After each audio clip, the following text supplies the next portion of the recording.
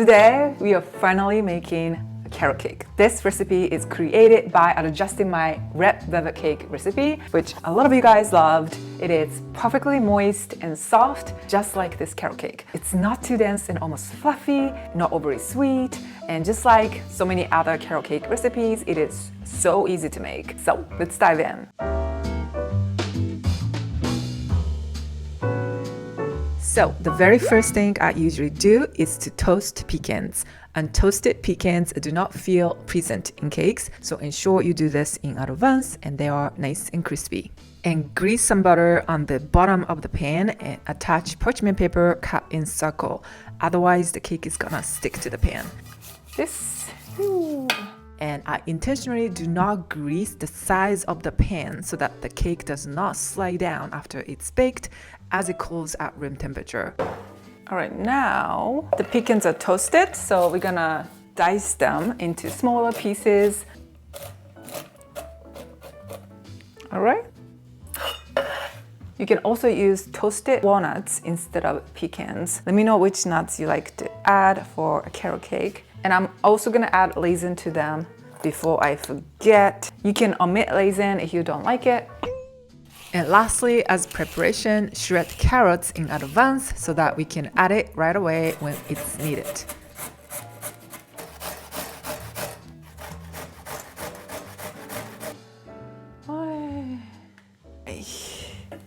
Whee!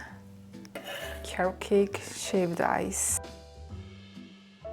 All right, next, let's mix all the dry ingredients.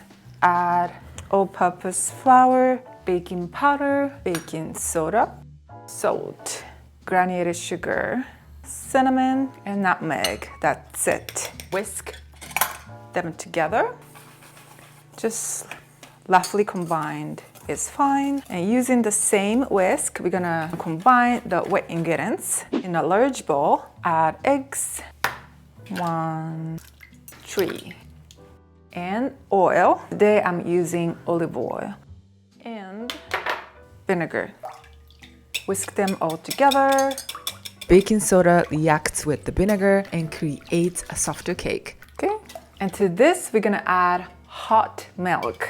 In a small saucepan, add milk, and I'm going to heat it up until it starts simmering gently. Let's go. I sometimes love adding hot liquids to oil-based cakes, and I tested it with both cold and hot milk for this recipe as well, and felt the cake was slightly fluffier and evenly cooked when using hot milk. All right, so add a little bit of hot milk first and quickly mix.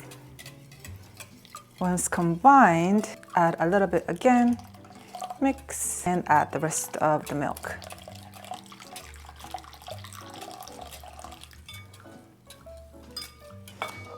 Scrape off the pan to add all the milk out.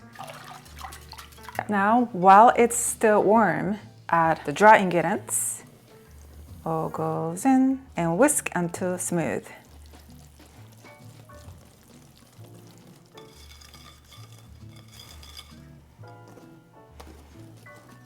Okay. Add the carrot, raisin, and pecans. It looks so nutritious. And combine them with a spatula at the end.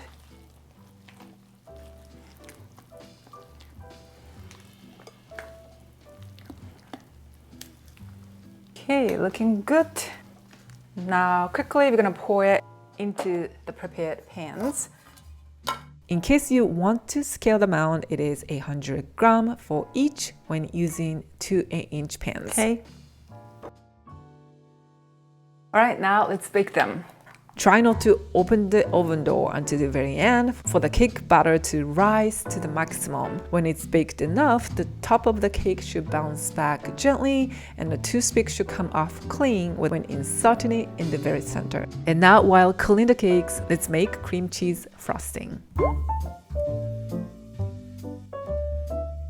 So in the bowl, add powdered sugar, salt, and butter. Soften butter.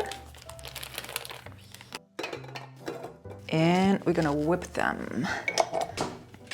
Whip it at low speed first to prevent the powdered sugar from scattering everywhere. Gradually turn it up to medium speed and whip until nice and fluffy for about 5 minutes.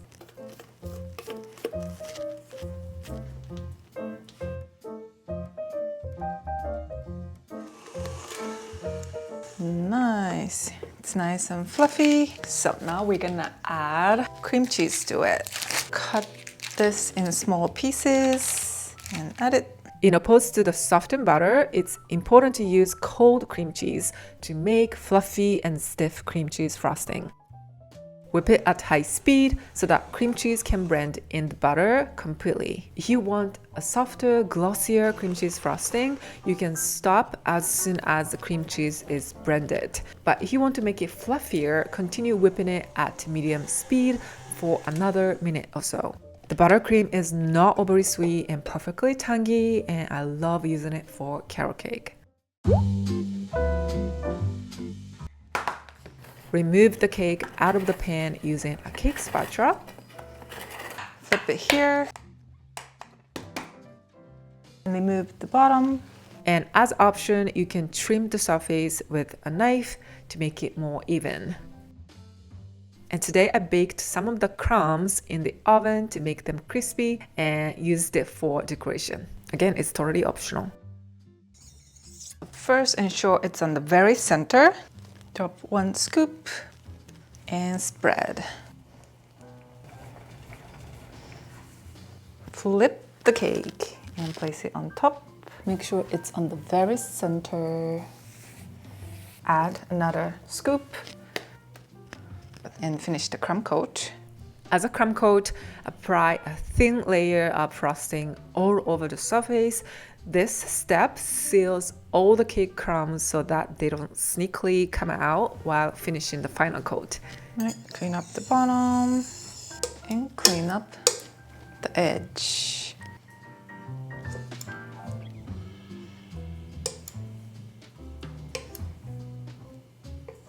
And if you have a time, you can chill the cake in the fridge before finishing the final coat to set the cake.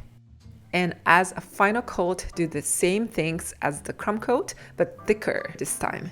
I personally prefer a carrot cake with not a lot of cream cheese frosting, so I didn't make it too thick. And you can decorate the cake any way you like. Today, I'm showing the simple way you can try using just a fork and cake spatula.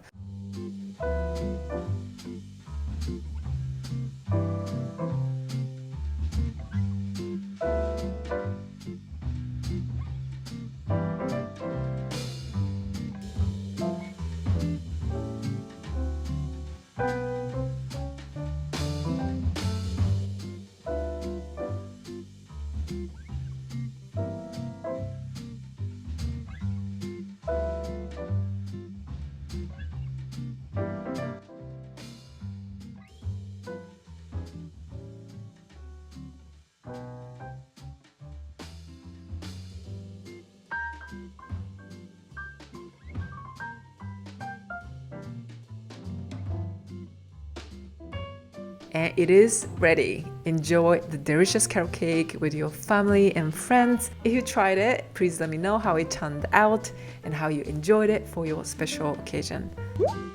When slicing the cake, instead of pushing down the knife like this, I felt you can slice it a little bit more neatly by moving it with the zigzag motion.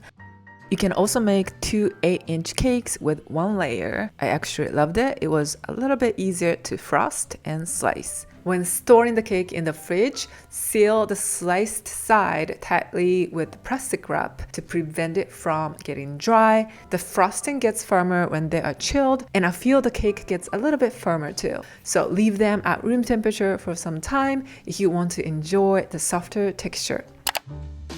Thank you so much for watching. Enjoy pastry living, and I'll see you with another dessert. Okay.